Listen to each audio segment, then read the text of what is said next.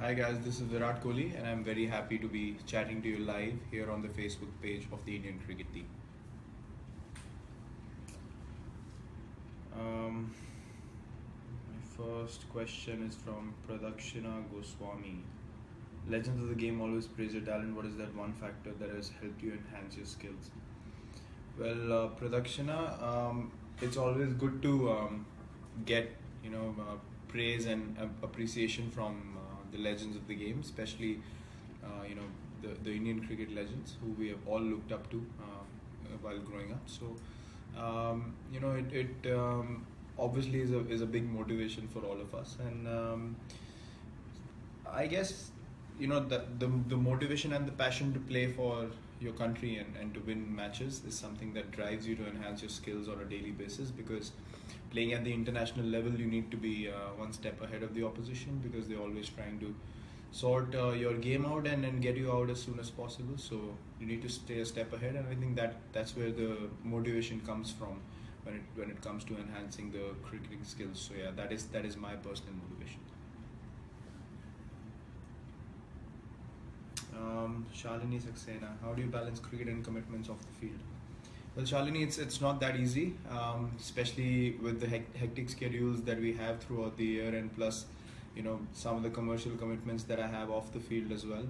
I'm involved in quite a few things that have been going on for a while, and otherwise I like to keep it very simple.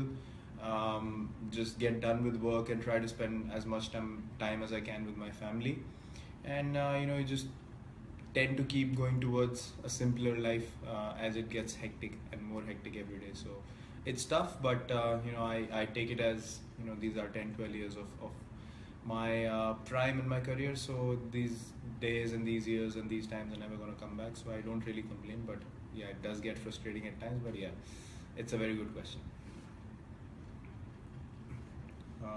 Mr. Sanjay Bharti. You're a complete batsman going through the purple patch. Do you think you're still a work in progress as a cricketer?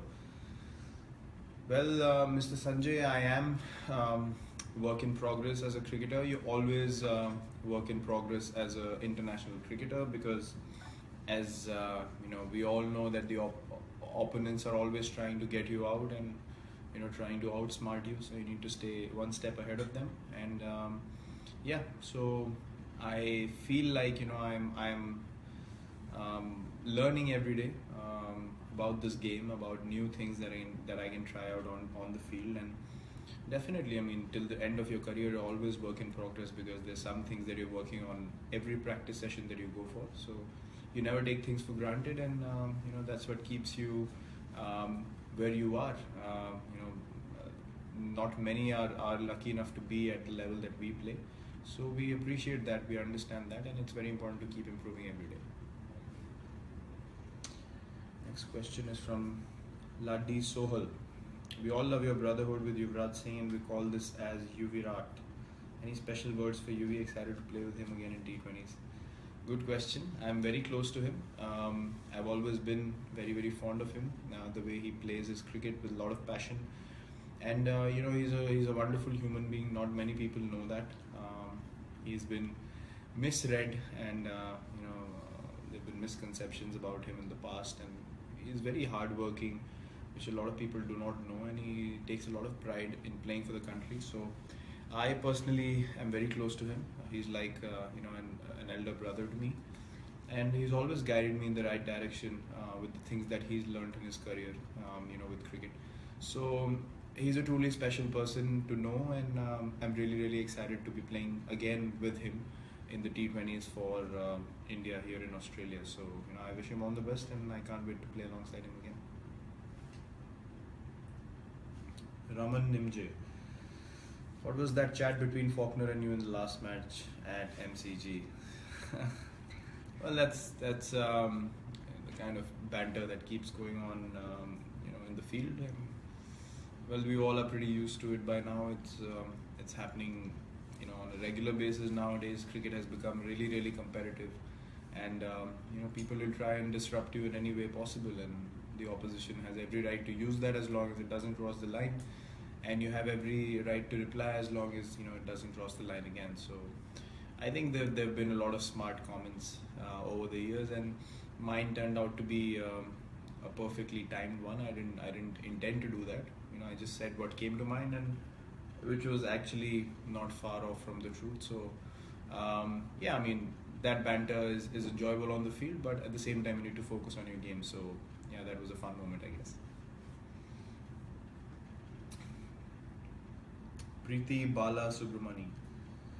How bad is that sledging from Team Australia? We can't hear anything, but seem they constantly trying to engage our batsmen. Do they cross the line? Well, Preeti, I don't think nowadays people cross the line because we have so many cameras and so many mics all around the field that you can't get away with it. It has become really competitive, so they will try and annoy you in every way possible. They're very competitive on the field. They like to talk a lot when you are playing against them, especially when they are fielding. So yeah, they make it very challenging for you. I personally enjoy that environment. I enjoy that challenge, and it's certainly something that I feel is not bad for cricket as far as the competitive aspect of the game is concerned. And no, they do not cross the line. They very well know what to say and how to say it and when to say it. So you have to be smart enough to tackle that and still focus on your game, which, like, as I said, is a challenge, and which is something that I personally really enjoy. Next one is from Nimish Katyal. A lot of great cricketers put a premium on their performances abroad. How important is it for you to perform well outside India?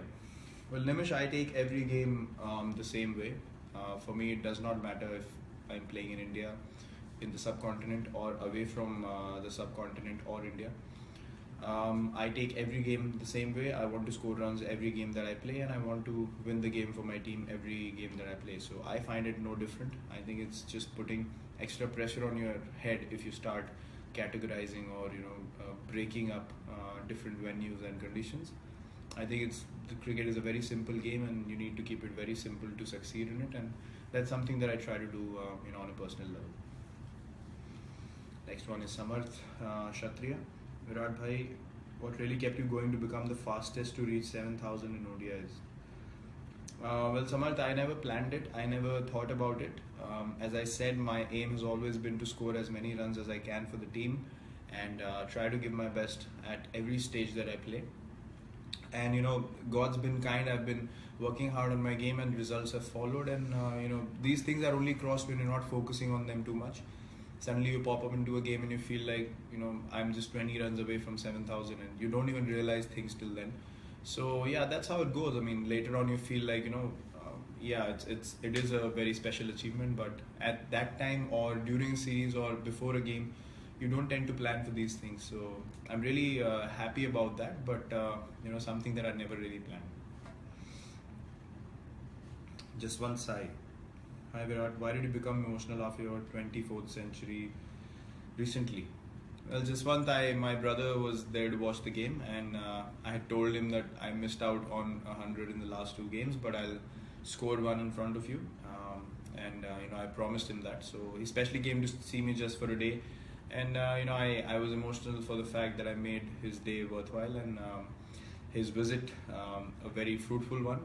So yeah, on that note, I was very emotional because I knew that what he might be feeling, watching me play right now. So yeah, that was a very special moment for me. Azimuddin Mola, who is your favorite Bollywood actor? Well, Azim, my favorite Bollywood actor is Amir Khan. I really like his acting skills, and the way he effortlessly pulls every character and every role off. So I'm a huge admirer of him, and the kind of films he does as well. They always have a message, which I think is a very, very significant thing.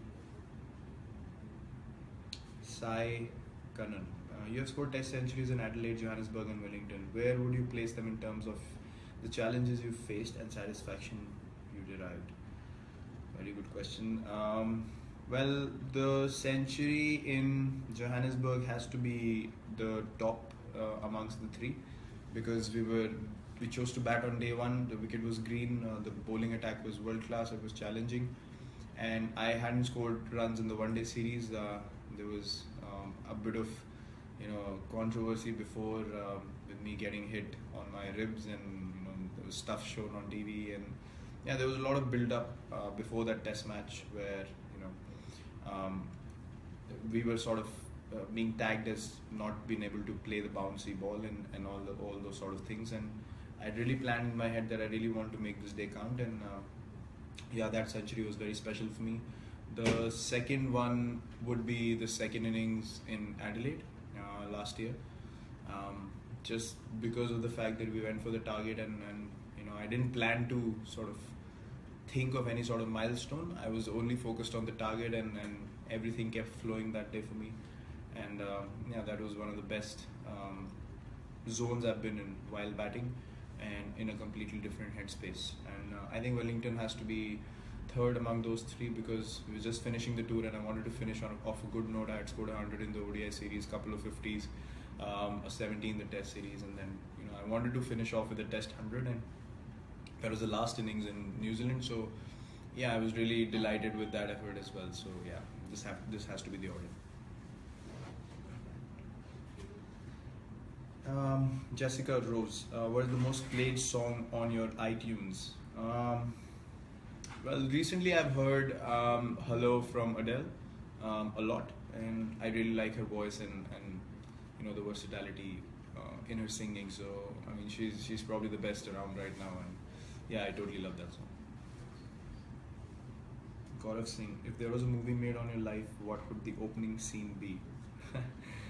Well, Gaurav, I think the opening scene would be me, hogging some fried food at home, some parathas or stuff like that. A lot of butter, big cans of colas and drinks which I don't even touch now. So yeah, I was a big foodie when I was really small and I was really chubby and fat, and yeah, that I think would be the opening scene of the movie, and yeah, from there on you can start the movie, I guess. Siddesh Gaikwad, what do your teammates have to say about your bowling action? Well, everyone laughs when I come on to bowl. Doesn't matter how serious the situation of the game is.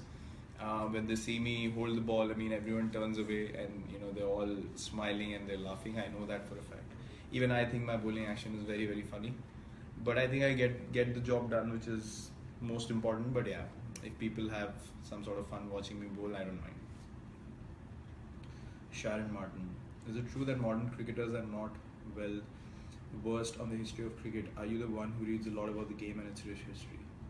Well, Sharon, I do like to know about the past. I do like to know about the history of the game, what happened when, which were the players that played in what era, and what is the impact they had on the game. I'm quite keen on knowing all these things. It's very important to know how the game started, where it transformed from, and where we are today, and how we are able to make a difference in this particular sport, because we have to carry it forward, from the previous generation. So these things are very important to know, and I'm very keen on understanding and realizing the efforts of the past players who have given us the platform to actually grow the sport on a daily basis. So yeah, I'm someone who's pretty keen on knowing all that stuff. Raj Arora, you have played cricket for a while now and have gone through many ups and downs. What is that one thing that the game has taught you about life? Well, Raj, the one thing that game has taught me about life is never stop working hard, never take anything for granted, never drift away from your goals, your values, your vision. Things can come down very quickly. You need to understand and appreciate the importance of what you have in life, and the sport teaches you that. The moment you get a bit complacent, you go through a path that you can't even imagine. So I think that's a great learning in life, that you have to be boring, you have to be repetitive, but you have to work hard every single day, because it's an opportunity. As I said, not many get to be where we are, and it's an opportunity for us to live every day with absolute enjoyment, and enjoy what we are doing. So I totally love it, and that's my mantra. I want to work as hard as I can every day.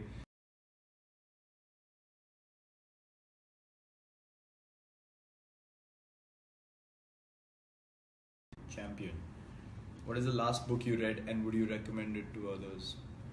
Well, Johnny, the last book I read was Andre Agassi's book, which was called The Open, and yes, I would recommend it to all the book readers, and especially sportsmen, because it's very motivational and it's very real, and you can connect to it in many ways. So yeah, I totally love it. Radhika Mehta, besides sport, what are the other things, topics in the world that interest you? Well, Radhika, I'm pretty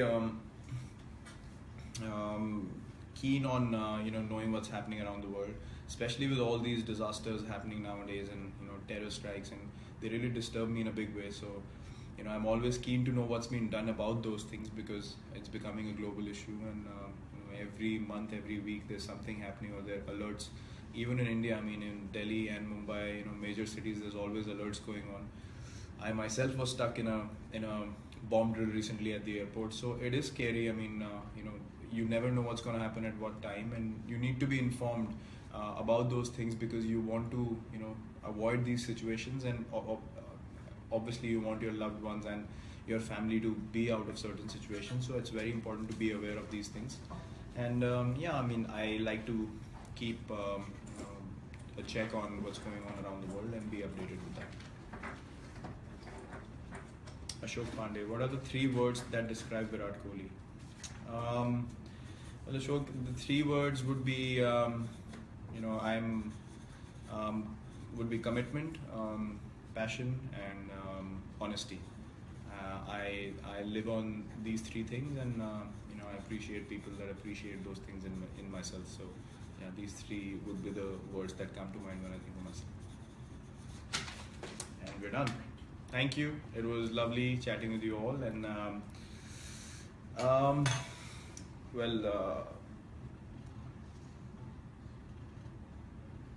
would like to thank all of you for coming out and chatting with me live here on Facebook, and we really value your support and the best wishes that you keep giving us.